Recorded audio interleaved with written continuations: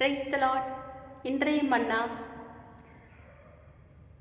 ஏழாம் மாதம் 17ஆம் தேதியில் பேலை ஆராத் என்னும் மலையில் தங்கியிற்று. ஆராத் என்னும் மலைகளின் மேல் தங்கிற்று. மலைகளின் மேல் தங்கிற்று. ஆதியாகமம் 8வது அதிகாரம் 4வது வசனம். இப்போ ஃபஸ்ட் எடுத்தோன்னே நோவாவை கர்த்தர் என்ன சொல்கிறாருன்னா, நோவா கர்த்தரோட பார்வைக்கு எப்படி இருந்தான்? உத்தமனாக இருந்தான். அவன் தேவனோடு சஞ்சரித்தார்னு சொல்லி விதத்தில் நம்ம வாசிக்கிறோம். நோவாவுக்கு எத்தனை பிள்ளைங்க? 3 பிள்ளைங்க. அந்த 3 பிள்ளைங்களுக்கும் 3 ஒய்ஃப். நோவாவோட மனைவி, ஆக மொத்தம் 8 பேர். இந்த 8 பேரும் கர்த்தர் சொல்கிறாரு, பூமியில் பாவம் பெரிதாக கொடுமை ஆயிடுச்சு, அதனால் நீ ஒரு பேலையை உருவாக்கு, உண்டு பண்ணு அப்படின்னு சொல்லிட்டு. உலகத்திலே பெரிய இன்ஜினியர் யார் தெரியுமா? நம்ம ஏசப்பா தான். அவர் தான் பெரிய இன்ஜினியர். அவர் சொல்கிறாரு பாருங்க, இவ்வளோ அளவு அகலம் நீளம் எல்லாமே மைனூட்டாக அவனுக்கு சொல்லிடுறாரு.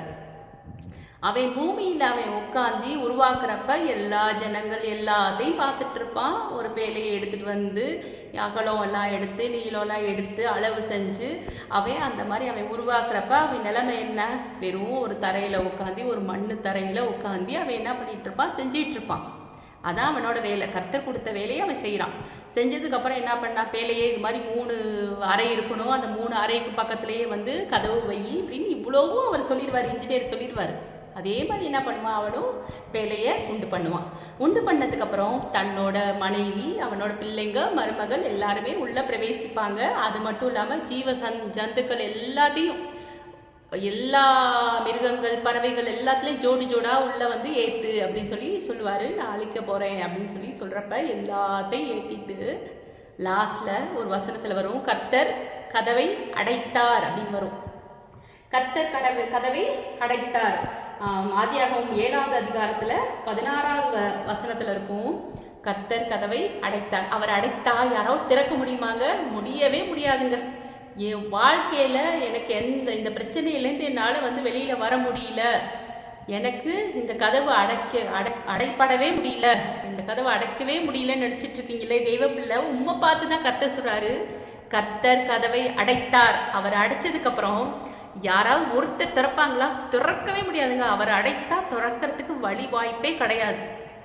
கர்த்தர் கதவை அடைத்தார். அடைத்ததுக்கப்புறம் என்ன ஆகுது? ஜலம் 40 நாள் அப்படியே பயங்கர மழை. அப்போ 150 நாள் என்ன ஆகுது? ஜலம் பூமியிலிருந்து நாளுக்கு நாள் வற்றி கொண்டே வந்தது. 150 நாளுக்கு பின்பு ஜலம் வடிந்தது. அப்போ நோவாவுக்கு வயசு என்ன தெரியுமா? 600 வயசு.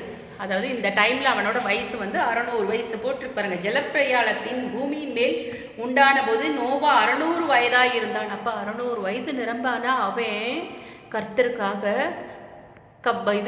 பேலையை உண்டு பண்ணுறான், பேலையை உருவாக்குறான். இப்போ இருக்கிற வயசில் நம்மளால் ஏதாவது ஒன்று செய்ய முடியுதா? இந்த வயசுல எனக்கு அதை வலிக்குது, இதை வலிக்குது, முதுகு வலிக்குது, எல்லாமே நம்ம எல்லா பெயினையும் நான் சொல்லிடுறோம். ஆனால் அவன் 600 வயசில் கர்த்தருக்கு ஒரு இன்ஜினியர் கொடுத்த பிளான் படி அவன் செய்கிறான். செஞ்சதுக்கப்புறம் 150 நாள் ஜலம் அப்படியே கொஞ்சம் கொஞ்சமாக வற்றி போயிட்டுருக்கு. இது எதுக்காக இந்த கதையை எடுத்தேன்னா, எல்லாரும் சின்ன பிள்ளைங்க கேட்டால் கூட இதை சொல்லும் இந்த கதையை. ஆனால் பூமியின் மேல் அவன் உட்காந்துட்டு இருந்தபோது வெறும் மண்ணு தரையில் உட்காந்தி அவன் பேலையை உண்டு பண்ண நோவா போய் பேலை நின்ன இடம் தெரியுமா? மலை உச்சி. ஆராத் மலையில் போய் அந்த பேலை நிற்குது. பூமியில் கீழே மண்ணு தரையில் இருந்த அவனை கர்த்தர் எங்கே கொண்டு போய் வச்சிருக்காரு? மலை உச்சிக்கு கொண்டு போயிருக்காரு. கீழ்ப்படுகிறான் உத்தமன். அவனுக்கு உத்தமனாக இருந்தான். அதே மாதிரி நீதிமானாக இருந்தான். கர்த்தர் தேவன் நோவாவோட என்ன பண்ணியிருக்காரு? சஞ்சரித்தார் அப்படின்னு போட்டிருக்கு. தேவனோட சஞ்சரித்து கொண்டிருந்தான் அப்படின்னு போட்டிருக்கு. அப்போ நோவா அந்த மாதிரி தேவனோட சஞ்சரித்ததுனால அவனை எங்கே கொண்டு போய் வச்சிருக்காரு? மலை உச்சிக்கு கொண்டு போயிட்டாரு பாருங்க. கீழே மண்ணு தரையில் உட்கார்ந்து மலை உச்சிக்கு போயிட்டான். மலை உச்சியில் போய் அந்த மலை ஆராத் மலை மேலே நிற்கிது. மலை மேலே எங்கே இருக்குது? உங்களே அப்படி தான் கீழே இருக்கீங்களா? கீழே கிடக்குறீங்களா? இன்னைக்கு உங்களை மலை உச்சிக்கு கொண்டு போகிறாரு, உயர்மான ஸ்தலத்துக்கு கொண்டு போகிறாரு. இதை கேட்டுட்டு இருக்க தேவ பிள்ளையை உண்மை பார்த்து தான் கர்த்தர் சொல்கிறாரு, நீ எந்த இடத்துல கீழே கிடக்குறேன்னு நினச்சிட்டு இருக்கீங்களோ அந்த இடத்துல இருந்து உங்களை கொண்டு போய் உயர்த்தி வைக்கிறதுக்கு கர்த்தருக்கு வல்லமை உள்ளவர். அவர் சாதாரண மனிதன் அல்ல, பொய் சொல்ல அவர் மனிதன் அல்ல, மனமாற அவர் மனுபுத்திரனும் அல்ல. அவர் சொல்லியும் செய்யாதிருப்பாரோ, வசனித்தும் நிறைவேற்றாமல் இருப்பாதோ. என்னை இன்னைக்கு எல்லாரும் தூக்கி எறிஞ்சிட்டாங்கங்க. ஜீவன் தந்தீர் உம்மை ஆராதிக்க, வாழ வைத்தீர் உம்மை ஆராதிக்க, தெரிந்து கொண்டீர் உம்மை ஆராதிக்க.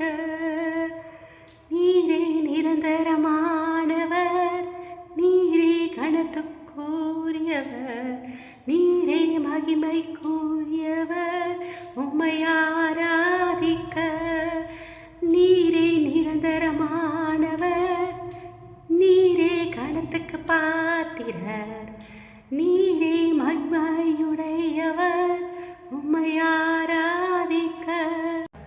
ஜபம். நேற்றும் இன்று மாறாத எங்கள் பரமபிதாவை உம்மை துதிக்கிறேன், சோஸ்தரிக்கிறேன். அப்பா அப்பா, எப்படி நோவா வந்து தேவனோடு சஞ்சரித்தார்ன்ற வார்த்தையின்படி அப்பா அவன் உத்தமனும் அப்பா நீதிமானாக இருந்தாலும் சொல்லி அப்பா நாங்கள் வேதத்தில் வாசிக்கிறோம்ல ஏசப்பா.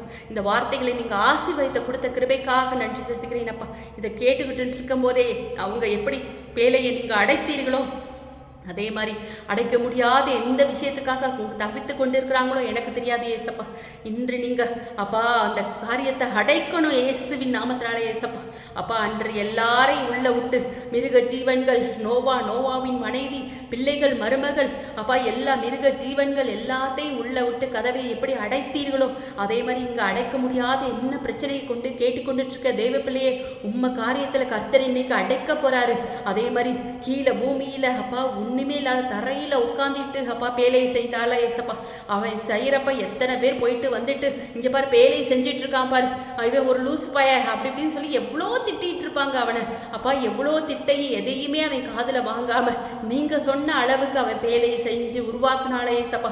எவ்வளோ மனுஷன் அவனை பேசி இகழ்ந்து பேசியிருப்பாங்க, அவன் எதை பற்றியுமே காதில் வாங்காமல் உமக்காக பேலையை உண்டு பண்ணினால ஏசப்பா. எல்லாத்தையும் உள்ள அடைத்த அப்பா, எல்லா மிருக ஜீவன்கள் எல்லாத்தையும் உள்ள சேர்த்தாலே ஏசப்பா.